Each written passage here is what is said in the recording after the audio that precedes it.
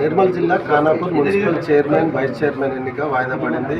Council హాల్లో జరిగిన గొడవ నేపథ్యంలో రేపటికి వాయిదా వేస్తున్నట్లు ఎన్నికలకు సంబంధించిన అధికారులు ప్రకటించారు. అయితే ఎమ్మెల్యే వ్యవహరించిన తీరు వల్లనే ఇలా జరిగిందనేది బీజేపీ బీఆర్ఎస్ నేతలు ఆరోపిస్తున్నారు. అయితే దీనిపై మాట్లాడేందుకు ఖానాపూర్ ఎమ్మెల్యే బెడమ బుజ్జి మనకు అందుబాటులో ఉన్నారు. వారితో మాట్లాడించే ప్రయత్నం చెప్పండి. ఏంటి ఎమ్మెల్యే వ్యవహార శైలి వల్లనే వాయిదా పడింది, ఎమ్మెల్యే అధికారం దుర్వినియోగం చేశారని వాళ్ళు ఆరోపిస్తున్నారు. అన్న, ప్రజాస్వామ్యం బతుకుందంటే ఈరోజు తెలంగాణ రాష్ట్రంలో మా ముఖ్యమంత్రి గారు ప్రజాస్వామ్యం బతికింది. అడిగే హక్కు ఈరోజు ప్రజలకు ఉంది. ఈరోజు అక్కడ జరిగిన తప్పిదాన్ని స్పష్టంగా నేను అడిగిన, నేను దౌర్భాగ్యం నేను చేయలే. ఈరోజు ఆ యొక్క అల్పాబెట్ ఆర్డర్లో పార్టీలను కూర్చోబెట్టారు. సేమ్ అల్పాబెట్ ఆర్డర్లోనే చైర్మన్ల ఎంపిక కూడా జరగాలి. ఈ విషయం మమ్మల్ని చెప్పకుండా అన్ఎక్స్పెక్టెడ్గా వాళ్ళ పేరుని అనౌన్స్మెంట్ చేయడంతో అందరూ కూడా సభ్యులందరూ కూడా టక్కన చేయలేపారు. దాని తర్వాత కన్ఫ్యూజరు, అరే అట్లెట్లా మా పేరు అనౌన్స్మెంట్ చేయకుండా వాళ్ళ పేరు ఎట్లా చేశారంటే, కాదు ఇంటి పేరు ఏదైతే వ్యక్తుల పేర్లను కూడా ఎవరు బలపడి ఉంటే వాళ్ళని ముందు పిలుస్తాం, తర్వాత మిగతా వాళ్ళని పిలుస్తామని నువ్వు పార్టీ పరంగా విషయం చెప్పిన తర్వాత ఏదైతే ఈ విషయం కూడా మనకు చెప్పాలి కదా. ఆ విషయంలో మేము అబ్జెక్షన్ చేశాం. టక్కన అబ్జెక్షన్ చేయగానే పేరు, ఎందుకంటే అతను చదువుతూ పోతుండే, మాకు అతను చెప్పి ఒక క్లారిటీ చెప్పేస్తుండే, ఇగో పలాని మౌనిక పేరు ఫస్ట్ మేము అనౌన్స్మెంట్ చేస్తున్నాం, ఎందుకు అనౌన్స్మెంట్ ప్రకారం మీ పేరు ముందు ఉంది, దాని తర్వాత చిన్నం సత్తంది తర్వాత ఉంటుంది అనే విషయం చెప్పుంటే మాకు క్లారిటీ అవుతుండే.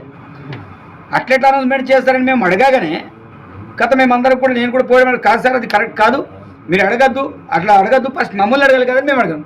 కాదు ఎలక్షన్ రూల్లో ఇట్లనే ఉంది, వ్యక్తి యొక్క పేరు ముందు నుంచి చేయాలని. సరే, ఎలక్షన్ రూల్ గురించి మేము ఎలక్షన్ రూల్ చదవాలి, అది నీకు తెలుసు. మీకు తెలిసినప్పుడు నువ్వు అనౌన్స్మెంట్ చేయాలి కదా బిఫోర్గా. నువ్వేదో టక్కడక్క చదివి మేము మా దిమాగ్లో ఏం లేదు, టక్కన ఆమె పేరు అనౌన్స్మెంట్ చేయడం కన్ఫ్యూజ్ అయిపోయింది. మేము అప్పుడే ప్రశ్నించినాం, మేమేమన్నాం, అట్లా అడగనే కాకుండా కనీసం మమ్మల్ని కూర్చోబెట్టకుండానే ఇమీడియట్ రాజుల సత్తం పేరు అనౌన్స్మెంట్ చేసింది. అది అనౌన్స్మెంట్ అయింది, మళ్ళీ ఇదే అనౌన్స్మెంట్. మేము కూర్చోలే, కింద కుర్చీలో కూర్చోలే, పోడియంలో అడుగుతున్నాం. అనౌన్స్మెంట్ చేయగానే మేమందరం మళ్ళీ చేయలేపినాం. అప్పుడు బొప్పరపు సత్యవతి 8వ వార్డు సభ్యురాలు ఆడిట్లో చేయలేపింది. అప్పుడు ఎందుకు ఇట్లా చేసినామంటే ఆమె భయపడి లేపినప్పుడు అటు కన్ఫ్యూజ్ చేసినారు, నేను లేపినని చెప్పేసింది. ఇదే కాదు, ఈ విషయాన్ని నేను గట్టిగా అడిగిన, సార్ వీడియో రికార్డుని తీయండి, వీడియో రికార్డులో చెయ్యి లేపినట్టు ఉంటే ఇమీడియట్లీ మా క్యాండిడేట్ అనౌన్స్మెంట్ చేయండి.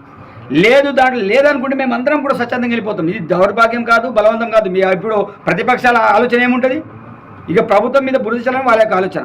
ఒకవేళ చెయ్యి లేపనట్టు ఉంటే మేము ఇక్కడ నుంచి వెళ్ళిపోతాం మనం. సరే, ఆ వీడియో రికార్డు నేను చూపించారు, నేను పోయినా చూసినా ఆల్రెడీ, ఎంత స్లో మోసలు చూసినా అంత పెట్టిన తర్వాత మళ్ళీ రాజుల సత్తం చిన్నం సత్తంగా ఆ నమ్మి లేపుతుంది. అదే విషయాన్ని వాళ్ళకు మేము చూసిన తర్వాత వాళ్ళకు కూడా చూపెట్టండి సార్, మేము బద్నం కావద్దు, క్లారిటీ ఉండాలి అని ఆమెను చూపెట్టమంటే మేము చూడం, అవసరం లేదు, మాది అనౌన్స్మెంట్ అయింది అని దౌర్భాగ్యం చేయడం మొదలు. అది కరెక్ట్ కాదని చెప్పిన. అధికారుల తప్పిదం వల్ల ఇది జరిగిందా? మరి వాళ్ళకి 7 సభ్యులు చేతి లేపారు, మీ సభ్యులు కూడా వాళ్ళకే లేపారు. నేనేమంటున్నా, అధికారులు తప్పిదం అంటే వాళ్ళు కంటిన్యూగా ఒక పేపర్ చదివినారు. అంటే ప్రాసెస్ అంటే అల్ఫాబెట్ ఆర్డర్లు పార్టీలు పెట్టారు. First Congress, BRS, BJP, independent. Okay, ఇంటి పేరును ముందు తీసుకుంటారు, ఏ వచ్చింది అంటే ఆ వచ్చింది కాబట్టి ఆమె పిలిచి ఆ రకంగా పిలిచారు. కానీ ఈ విషయం అనౌన్స్మెంట్ చేసే క్రమంలో అంటే పేర్లను ప్రపోజ్ చేసేటప్పుడు వాళ్ళు మాకు చెప్పాలి కదా, చెప్పాలి.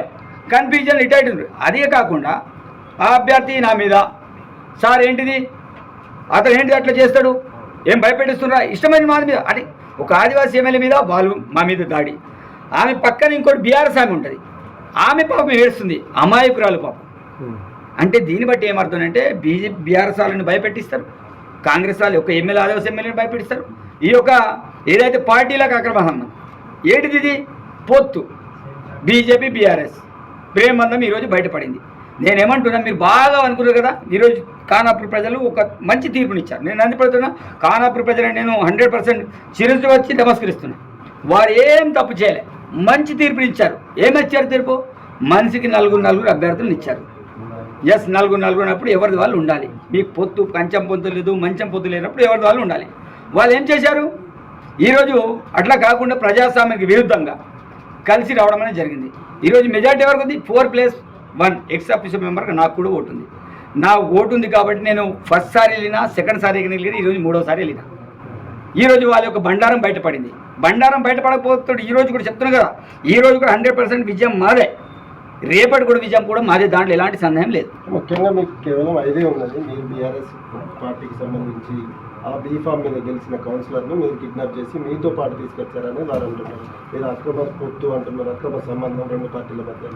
మాతో పాటు తీసుకొచ్చినట్టు ఏముంది వాళ్ళ ప్రూఫ్? అది సేమ్ మేము పోయే టైంలో ఎవరో కౌన్సిలర్లు ఉంటే వాళ్ళు ఇండివిజువల్గా రావచ్చు, ఎట్లయినా రావచ్చు, వాళ్ళ లోపల వచ్చి కౌన్సిలర్ వాళ్ళకి ఐడి కార్డు ఉంటే అన్నీ ఉంటుంది, ఆ ప్రకారం వస్తారు.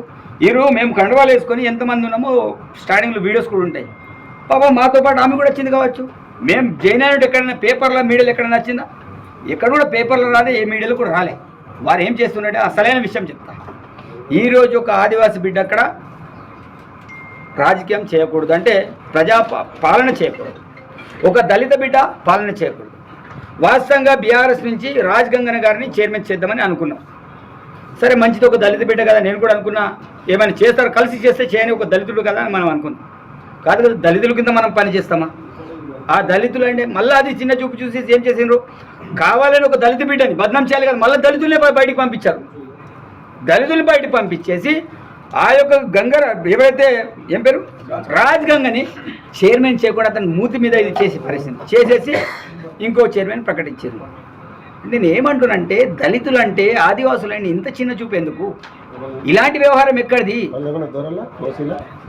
ఓసీలు కావచ్చు, బీసీలు కావచ్చు, ఇంకెవరైనా కావచ్చు. అంటే మనం చూస్తున్నాం కదా, ఈ ప్రజాస్వామ్యంలో అత్యంత బడుగుబడలేని మాకంటే పేదవాళ్ళు తోటీలు, పీవీటీ మేము అనుకోండి, నేను రాజుకోండి, నాకంటే నిమ్న వర్గాల వాళ్ళు ఉన్నారు, అట్లాంటి వాళ్ళు మేము గౌరవిస్తాం. అట్లాంటి వాళ్ళు ఊరు కూడా ఈరోజు బీసీలు ఓసీల కంటే మేము గరీబులమే కదా, దళితులైనా ఆదివాసులైనా బట్టడు వర్గం వాళ్ళు కదా. అక్కడ ఇంకో పీవీటీ తోటి ఆమె ఇందిరా ఏడుస్తుంది బాబా. మీ వీడియోలు ఓపెన్ చేసి చూడండి, ఆమె ఏడవనట్టు ఏమైనా ఉంటే మీరు అప్పుడు అనండి. సంతకాలు చేసే క్రమంలో ఎమ్మెల్యే పేపర్లు లాక్కున్నాడు, దౌర్జన్యం చేస్తున్నాడు. నేను ఏమంటున్నా, నాకు క్లారిటీ లేనప్పుడు మీరు ప్రాసెస్ ఎట్లా చేస్తారు చెప్పండి. నేను ఒక క్వశ్చన్ అడిగాను, సార్ వీడియో చూపెట్టమంటే నాకు చూపెట్టారు, అదే వీడియో వాళ్ళకు కూడా చూపెట్టమని అడిగిన. వాళ్ళు ఏమంటారు, మేము వీడియో చూడం, ఎందుకంటే చేయలేపిరు కాబట్టి వాళ్ళకి ప్రూఫ్ అయిపోతుంది. ఇప్పుడు ఆ వీడియో రికార్డ్ ఆధారంగా నేను అడిగిన. ఇంకొకటి, వాళ్ళు చూసిన తర్వాత అవును మేము లేపలేదనుకుంటే మేము 100% వాళ్ళని వదిలేసి ఇట్లా బయటికి వెళ్ళాము. ఓపెన్గా చెప్పిన. మీ అభ్యర్థికి వాళ్ళు 7 లేపారా? వాళ్ళ అభ్యర్థికి 7 లేపారు. మా అభ్యర్థికి 7 లేపారు. మా అభ్యర్థికి 7 లేపారు. వాళ్ళకి 7 లేపారు, మేము గెలిచాము, వాళ్ళ అభ్యర్థి కూడా మాకు లేపారని వాళ్ళకి. అది నేనేమంటూ కన్ఫ్యూజన్లో లేపేశారు, మాకు లేపేశారు, వాళ్ళకి లేపేశారు. నేనేమంటుంది, ఈ కన్ఫ్యూజన్ ఎందుకు? మీరు ఒక క్లారిటీ చెప్పాలి కదా. అరే పలానా అల్ఫాబెట్ పేరు మీద ఫస్ట్ పేరుని అనౌన్స్మెంట్ చేస్తాం, తర్వాత ఈ పేరు, ఆ క్లారిటీ లేనిది అనౌన్స్మెంట్ చేసేస్తే అక్కడ మొత్తము ఇల్లీడ్ అంటే అమాయకులు పాపము ఆడవాళ్ళే మెజారిటీ ఆఫ్ నా అక్క చెల్లెలు అక్కడ ఉన్నారు. కేవలం చేతులు లేపడంతో కాదు కదా, సంతకాలు కూడా తీసుకుంటారు కదా, అట్లా ఏమన్నా తీసుకున్నారు? ఇటు వినండి, చేతులు లేపడంతో పాటు సంతకాలు. కానీ ఫస్ట్ ఏమంటున్నా, ఈ యొక్క సంస్కృతి మేము ఎక్కడ కూడా మేము వ్యతిరేకించడం లేదు. చేతి లేపడంతో పాటు సంతకుడు సేకరణ చేస్తాం. మరి అలాంటి క్రమం మేము ఏమైనది ఫస్ట్ అయితే ఆ ప్రాసెస్, కానీ తర్వాత సంతకాలు తీసుకొని వాళ్ళు వీడియో చూడండి, సంతకాలు తీసుకొని మేము వెళ్ళిపోతాం. మనం అంత కూడా వాళ్ళు సహకారం చేయకపోతే నేనేం చేయాలి చెప్పండి. ఇప్పుడు రేపేంటిది అసలు? కాంగ్రెస్ పార్టీ ఇక్కడ విజయం సాధిస్తుందా, లేకపోతే మీకు సభ్యులు ఉన్నారా? వాళ్ళు మీకు మద్దతు తెలపాల్సిన పరిస్థితి అయితే ఉంది. ఒకవేళ మీరే జెండా ఎగరాలంటే 100% అన్న స్పష్టమైన మెజారిటీ నాకుంది, నా మెజారిటీ నాకుంది. రేపు కూడా కాంగ్రెస్ పార్టీని జెండా ఎగిరించబోతున్నాం 100%, దాంట్లో ఎలాంటి సందేహం లేదు. కాదు మేము కలిసి కొట్లాడుకుంటాం, మేము ప్రేమ బంధంతో మేము ఉంటాం అంటే దానికి నేనేం చేస్తా అంటే, నేనేమంటున్నా, చీము నెత్తురు నోడు, నువ్వు ఏ పార్టీ నుంచి అయితే గెలిచావో ఆ పార్టీ నుంచి ఇచ్చేయడానికి ప్రయత్నం చేయి. జాన్సన్ పెద్ద పెద్ద మాటలు మాట్లాడాను, నేనే చైర్మన్ చేస్తా. ఏమైందిరా భయ్ అడుగుతున్నా నేను. ఆ యొక్క రితిరాజు ఏమైంది? ఇష్టమైన అంటే అధికారులను అవహేళన చేయడం, ప్రజాస్వామ్యాన్ని కూని చేయడం, ఏమో గొడవలు ప్రయత్నాలు చేయడం, ఇది ఎక్కడ రాజ్యం? బీఆర్ఎస్ బంధువు పిలుపునిచ్చింది ఖానాపూర్ బంధువు పిలిపిస్తే ఇంకేమవుతుంది చెప్పండి? ఎలక్షన్లు ఇంకా పోస్ట్పోన్ అవుతాయి. దానికి బాధ్యులు మేము కాదు కదా. వాళ్ళు ప్రజాస్వామ్యానికి విరుద్ధంగా వాళ్ళు వెళ్తున్నారు. నేను అడిగే హక్కు ప్రతి పౌరునికి ఉంది, వాళ్ళకి అడిగే హక్కు ఉంది, నాకు అడిగే హక్కు ఉంది. నేను అడిగినంతే. దానికి ఏదో మేము గుండగిరి చేసినట్టు ఇంకేదో చేసినట్టు వాళ్ళు పిలుపునిచ్చారు. నేను పిలువునా? వాళ్ళ మీద ఎన్ని కేసులు, ఎన్ని ఉద్యమాలు చేశారు? నేను ఉద్యమకారిని. నేను గుండాగిరి దాదాగిరి చేసిన ఆ మీద కేసులు లేవు. ట్రాక్ రికార్డ్ చూసుకోండి. ఈరోజు ఉద్యమాల నుంచి వచ్చిన బిడ్డ నేను ఒక విజిల్ వేస్తే 1000 మంది కదిలేస్తారు. నేను వట్టిగానే ఈ స్థానంలో నేను కూర్చోలే. కాబట్టి వాళ్ళలాగా పోకిల్లాగా రెడీమేడ్ సీట్లను నేను వచ్చి కూర్చోలే. ఇది ముడ్డంతా రాకించుకొని కష్టపడి ఈ స్థానంలో కూర్చున్నా.